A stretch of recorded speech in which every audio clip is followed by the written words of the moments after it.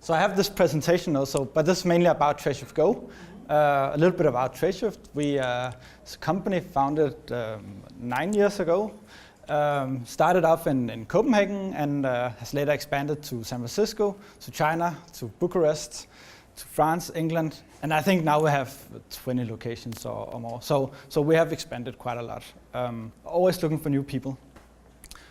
We are in the business-to-business area, primarily working with invoices, e-invoices, and a lot of other areas, including Tradeshift Go, which I will talk about now. All right. Start a little bit on myself. I'm Magnus Rønager. I'm from Denmark. I just relocated to San Francisco 4 months ago, and I love it so far. I've been at Tradeshift for almost 3 years and started out as a site reliability engineer. And I kind of still am a little bit, but also transitioned into software development. I've been very heavily involved in setting up the Tradeshift infrastructure, both globally, but also in China. And we have scaled from a few hundred servers to thousands of servers within a short period of time. Okay, so Tradeshift Go. Let me start by asking a semi-random question. Within the last year, how many has had their debit card cancelled by the bank for fraud? All right, I thought a little bit more. Myself, I had one last month actually. Someone misused my Danish debit card for almost $1,000.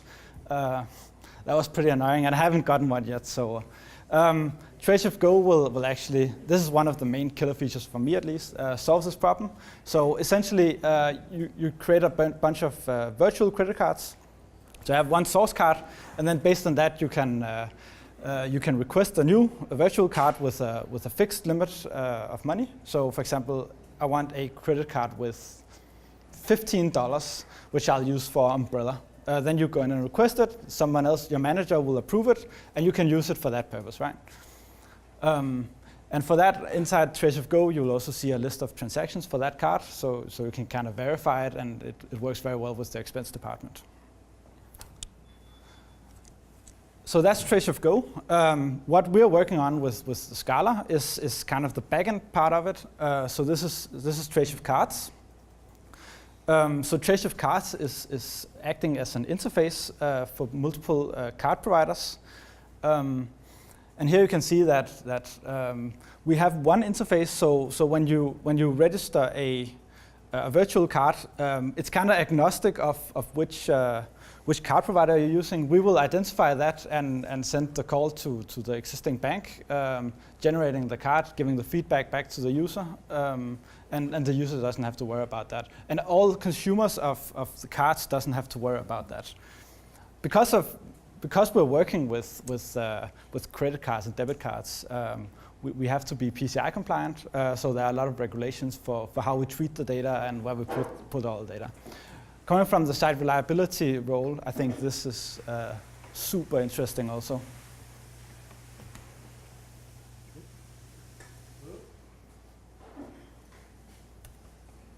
All right, so going further into Tradeshift Cards, we are using CQRS and event sourcing, so command query response segregation. So just quick, how many are using this for any application currently? Yeah. That's not many, I thought it was more. Anyway, the whole principle about it is that you kind of segregate it up into commands and events. So an example could be that you use it as a create account command that you just issue, and then it will take that and do something about it, produce an event that is then persisted in some event store. Right? So based on that, you can then you have a stream of events that you can just continuously pass. You can roll back and replay the events if you have some data problems. Of course, this means you have eventual consistency with your application. But one of the strong sides about this is that you can actually decouple the writes and the reads. So if you have a traditional Postgres database, it's super good for reads, but you can very easily be limited by the amount of writes you can make. So here you can use another data store for writes, which could be Cassandra or Kafka or or any other queuing system that is actually optimized for heavy write loads. And then you just do it from a stream, which is also super optimized for this. And then even though you fall behind, you'll just continuously pick them up and materialize it in a read-strong database. For example, Postgres or Elasticsearch. So this is how we have implemented CQRS and event sourcing in cards. So if you start by an actor, so that could be Tradeshift Go or a user sends an API request, for example, create an account. That will then be passed into either a write or a read command.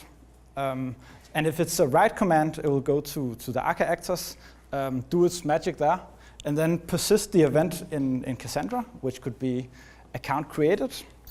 The Cassandra will then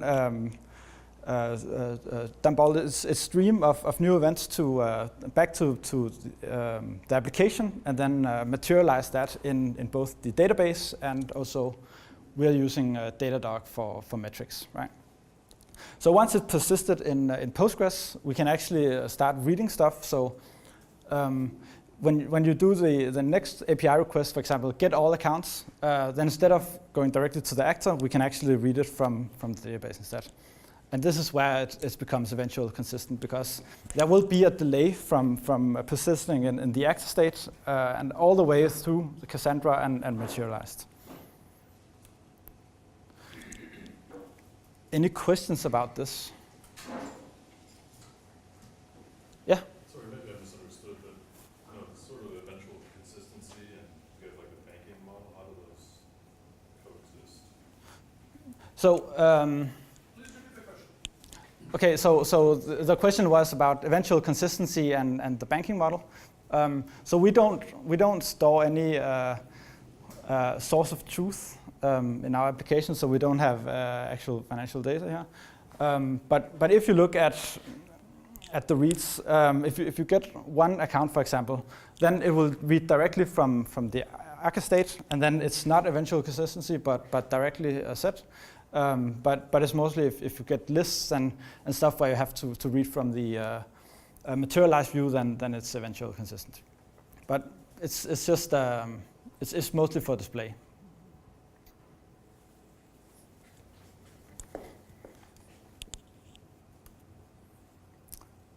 The stack we're using is, so for all our servers, we're using Ubuntu.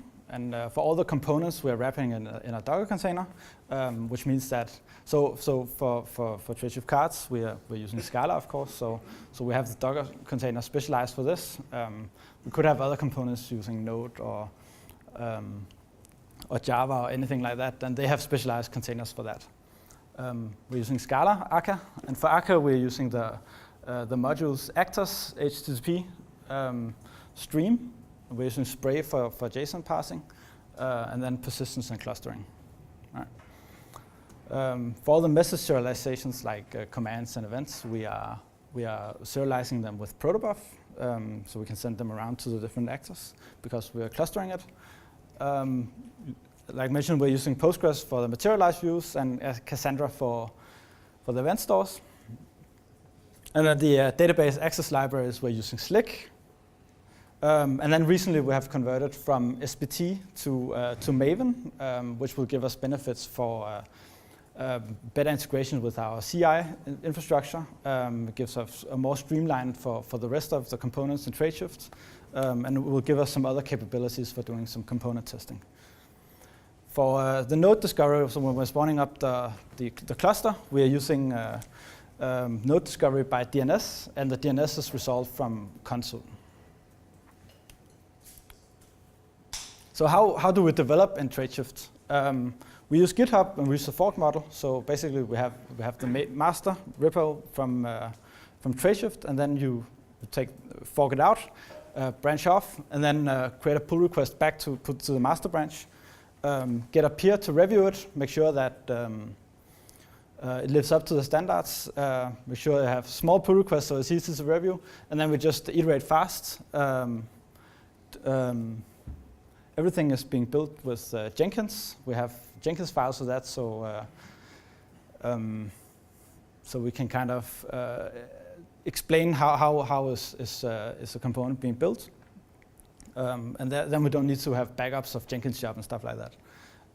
We have both unit tests. We have quite extensive unit tests, and we have recently written component tests. And we define component tests here by spawning up the entire stack of Tradeshift cards and mock all the dependencies of that, and just hammering all the API requests we can to verify that the requests and response are what we expect. We have RAML specifications for documenting the API, so we can give it to Tradeshift Go, who is the primary consumer of cards right now.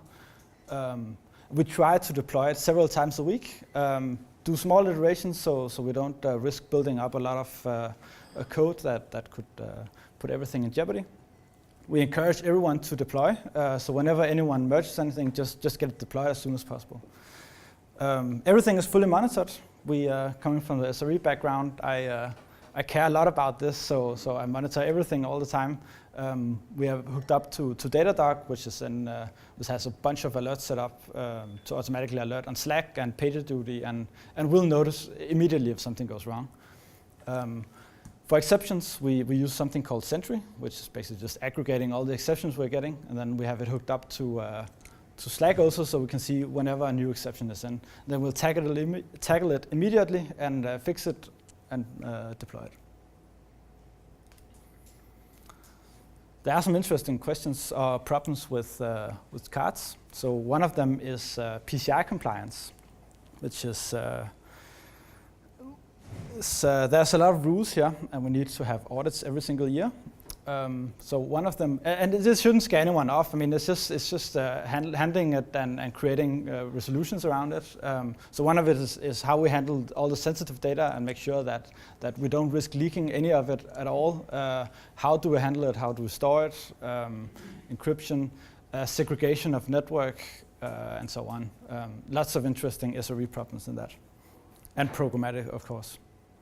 We have the problem, so we do integrate with different card providers, and there's of course a problem there with external APIs being slow or suddenly being dead.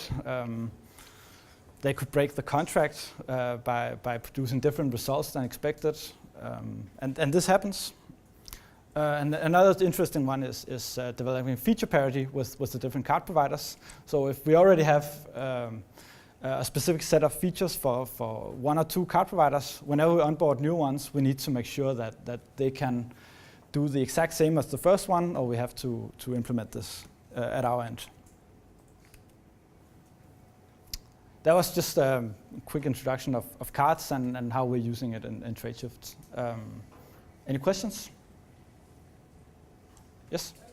Out of interest, what made you choose protobuf as your preferred serialization method? So actually, the protobuf was selected when this project started more than 2 years ago. But it's a good serialization format that is fast to pass and has a low overhead. So that makes sense. Yes. You didn't mention blockchain or smart contracts. Is that a whole different world than the one that you live in? So in cards, we don't use it. We have some initiatives in Tradeshift where we are trying to explore the areas, but for now not in Go or cards. Yes? For compliance, like PCI and all of these security things, do you encode them in tests as well? So for compliance, the question was, do I encode them in tests? Yeah, like for example, checking for several things for auditing. Yeah, the question is how do we test for compliance? We do have a lot of testing. For example, if we have to deal with any credit card numbers or any sensitive data, we are verifying that everything is masked properly and we're not writing anything to logs. Other than that, we just ensure that the network is segregated and that we live up to the compliance rules. We do get some audits every year, like mentioned, and if there's any violations there, we'll ensure that it's patched. Yes? Would you characterize your Scala code as more object-oriented or functional on that spectrum? So would I characterize our Scala as more object-oriented or functional? I would say it's of course a mixture of both. It's probably more in the object-oriented in this fashion, but we do a lot of functional also.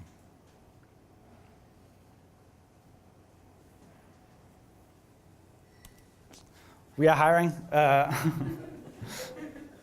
We have job openings both for Scala and if you're exploring other areas like Java or Go, Node, there's job opportunities. Thank you.